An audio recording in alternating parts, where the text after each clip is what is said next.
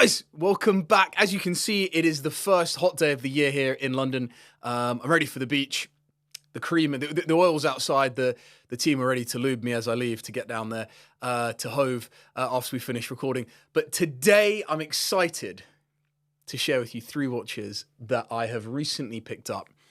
It's not a full collection update, but I think it's more interesting just to come along for the ride as and when these things come along. And there are 3 watches that have arrived that I'm excited about, and each one has a story, and I think each one has a little bit of consideration and insight around why, and maybe it gives a view on where I'm at right now with the collection. So without further ado, the first thing I should say is this box is from Charles Simon. Really, really, really beautiful stuff over in Canada. Oh, Christ, shouldn't give you a little flash of the watches there, but there you go. That's the box. Absolutely beautifully crafted stuff. Can't recommend them anymore. In fact, I've got a discount code. Hold on, I've got a discount code, which I'll leave at the bottom of this video. All handmade, all made in Canada, as I say, and it genuinely is top-notch stuff. It's wild. So, the watches. There they are. There they are.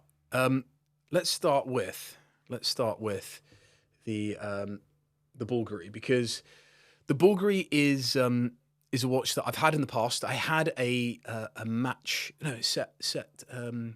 What's it called? A set point, match point. It's called a match point. The match point variation. I've had the aluminium from Bulgari in the past, and I loved it. But as always is the way, sometimes you look at what you've got, and I tend to trade in and part exchange to buy new things. So things are in the state of flux. But the minute I saw this came out this year, and it's new for 2024. GMT. What I love about this is that the dial feels like it's got layers to it, and I mean, look how it shoots there. It's so photogenic.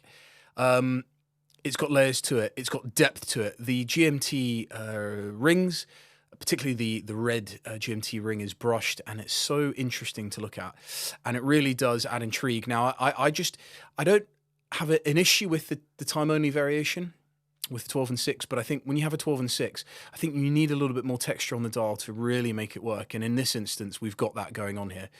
It's off-white, which I think is really lovely. And it's got a date window, but very subtle. Don't have a GMT. I don't have a GMT of any kind in the collection. And I think Bulgari are doing some amazing things. Obviously, everyone talks about the Octo Finissimo, which in its own right does deserve to be celebrated. But this thing, for a summer watch, for a couple grand, $3 grand, $3.5 grand, there's nothing like it. You either are going to love it or not, and that's okay. But speaking to Fabrizio, the designer at Bulgari recently, he told me this was sort of the jet set watch of the 90s, and you would wear this on your boat, and the jet set swatch of the 90s, yeah. So you wouldn't really care necessarily about it being beaten up, but you'd wear it with full confidence as well, because it's actually built beautifully well. Now, I love the strap on it. Incredibly comfortable. That might be where I'm at right now more than anything. Is it about comfort, focused on comfort? This and the Elegant are my most 2 comfortable watches, I would say. It's got aluminium, it's got titanium in the bolts, it's got rubber, and it's just a myriad of different materials. And to me, it almost looks like an AP, but a more elegant sort of rubber-clad offshore AP. I absolutely love it. Closed case back. The rubber is great. Closed case back. Oh, Christ almighty, you can see a bit of sweat on there, and you can see how hot it actually is. Really, really, really love it. So that has come in. Nothing has been bought or sold. Sorry, nothing has been, well, there's been no part exchange on it. So that is a direct purchase, if you will. And Bulgari, you've got to keep an eye on them. There is so much to appreciate over there. Next up, we've got this, which I have to confess is a grail watch. There is no two ways about it. It is a grail watch. It's very difficult to shoot because it is not double coated in anti-reflective coating on the inside and outside. But this is the Laurent Ferrier Classic, the Blue Origin. It is a 40mm grade 5 titanium case, which is polished. Apparently incredibly hard to do that, and it's polished. It's very, very light. I would consider this actually to be more of a sports watch than anything else because it is so light, incredibly difficult to express that on the video.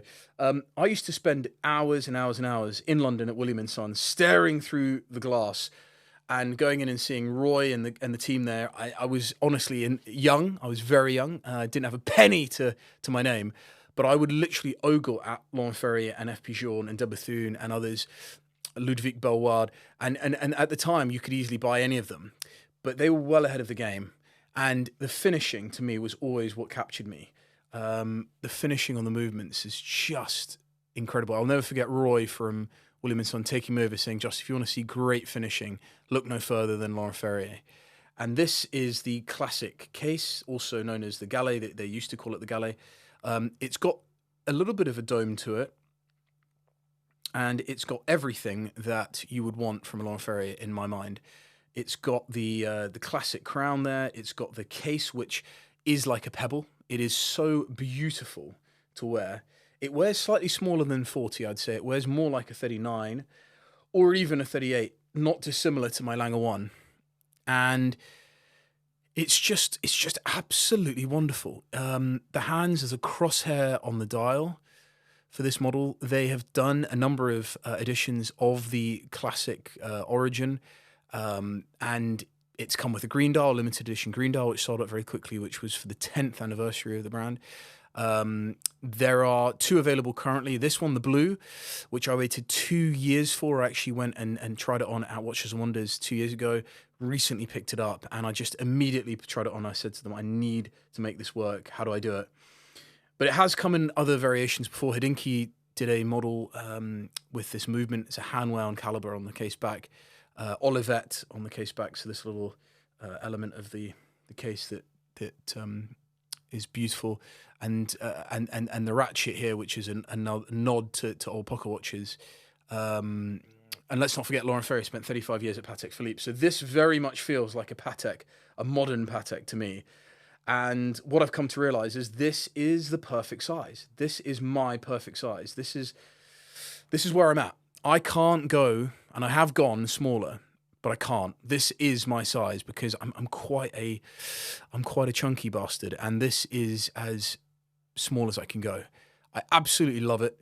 It's got a blue gradient dial to it, so the central element of the dial is quite light, and the perimeter is darker, but changes in light. It is just such a joy. I can't tell you, and I think I should give you some ACM, is it ACMR or ASMR?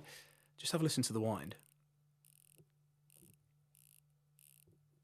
I mean, it's quality. It's absolute quality. So baton markers, white gold, stick indexes at 12, 3, 6, and 9, and the assegai hands, which I'm told Laurent is very proud of, which effectively sit flush and beautifully flush to the dial itself. It's just a joy. Look at the size of the Laurent Ferrier logo. It's very, very modest, very, very small. That to me is the design touches this man has. The design touches. I genuinely do not think there is another brand out there with as nice design touches and an eye for design. Some might call it boring, but they would be entirely wrong because this is just class. That's what it is. It's pure, unadulterated class. It even extends to the buckle, which has this wonderful contouring and lines to it. It is the most, along with, say, Laurent Ferrier, along with Vacheron maybe, one of the just drop-dead gorgeous elegant brands. On to the third, guys, because you've all got things to do today, is this bad boy. This is the third generation overseas Vacheron, and it was a watch that when it came out I absolutely loved, and I spent many, many hours in the London boutique downstairs trying on the blue and this one, the black, and it is 41mm. The hype has died down, thankfully. People are not smashing down the doors like they used to get one of these because they wanted to flip it. The nice thing is now these are for collectors, and I love the fact that still sports watches generally are not necessarily where people are right now. They were 2 years ago, 3 years ago. They were super, super hot, and the prices were scary. And the nice thing is now is they are much more approachable on the secondary market, and they're actually available through the boutiques. And I've got to say, the UK team are amazing. They've just opened a clubhouse on Bond Street. It's really, really special, and they look after you really, really well. This is the Black Dial.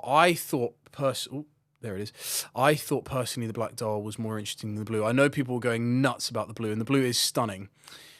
But what I love is that the black lacquer is so deep. You see the reflection of the hands and the markers. The running seconds and the hours and the minutes on the dial itself. And it's two tones. So you're really dark, and then it goes really light on the perimeter there, where the markings are, the railway markings, and it's just beautiful. It's just absolutely beautiful. I personally think this watch should be worn on the rubber strap. To me, this is the gentleman's offshore, if you will. It is quite a substantial watch on the wrist. So it's not actually a comparable, I don't think, with, say, the Royal Oak or the Nautilus. I see this as a sportier option, and I've so enjoyed wearing it. I love the Maltese cross case there. The evolution from the earlier models to where we are here with this, the Gen 1 and Gen 2, it's been a wonderful evolution. We've got this in-house caliber, which, as you can see, the rotor alone is a piece of art. Should I just try and get that in focus for you? There we go. Something like that. The rotor is a piece of art by itself. The architecture on the movement is beautiful. It's penchant de Genève, so the movement meets those standards, and the case and the dial, etc. Everything's in that now. Solid gold rotor. The finishing's beautiful. Anglage, Geneva striping, black polishing. It's all there on a sports watch. The combination of polished and satin finishes on the case is really, really lovely. And just the depth. I know I talked about depth with the Bulgari, but the depth on this dial, the way the markers cut across, they go from quite wide on the dial, quite deep into the dial, and they've got real presence. The loom is incredible. Some watches aren't. In fact, the Bulgari loom is not good. It's only on the hours and the minutes and the hours, and it's not good. It's the one thing I would change on the watch. But on here, it's incredible. Got to then come to straps, and it's currently on the Kevin O'Leary Mr. Wonderful Special Red strap. But I'm open to changes, and I'm looking at some other things. I've got a dark grey. It actually comes with 3 straps, which is one of the things that I know people love about how Vacheron look after the client at the end of the day with a number of straps. It's on red, but I have a beautiful dark grey, which I think is lovely. Have a look at it on the wrist, because it really, really is a wonderful, wonderful sports watch, that. You can, and I guess the theme here is probably, I'm thinking about summer, I'm thinking about travel.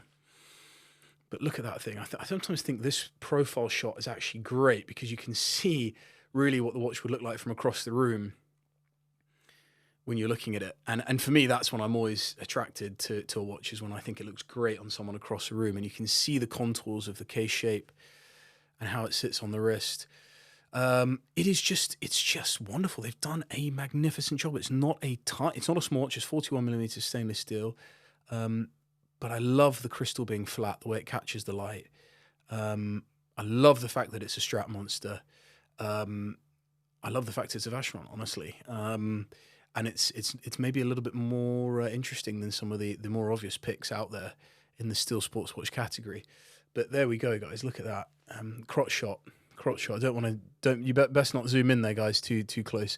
You'll need the macro out to see anything. That's a side note. I just love this watch, guys. Absolutely love it. I'm looking at an orange strap at the moment from D Lugs, but also I'm told there's a beige strap from the guys at Vacheron. Beautiful buckle as well, by the way. Look at that thing. Look at that Maltese cross. Never skimping on the detail, Vacheron. So there we are. There it is, guys. I'm so excited to get your thoughts on this trio. It kind of covers all bases. One final flash of them in situ. In fact, that's probably a better one for the Laurent Ferrier there, because you can really see the strap-wise on the Laurent Ferrier. I should say that is actually a Molquin strap, and if you like that, let me know. It's not currently available, but we're discussing a few things. But there we go. That is the collection update. Thank you for indulging me as always, guys. I thoroughly appreciate it, and I'll see you down on the coast in a few hours when I get the hell out of the studio. Until next time, go well.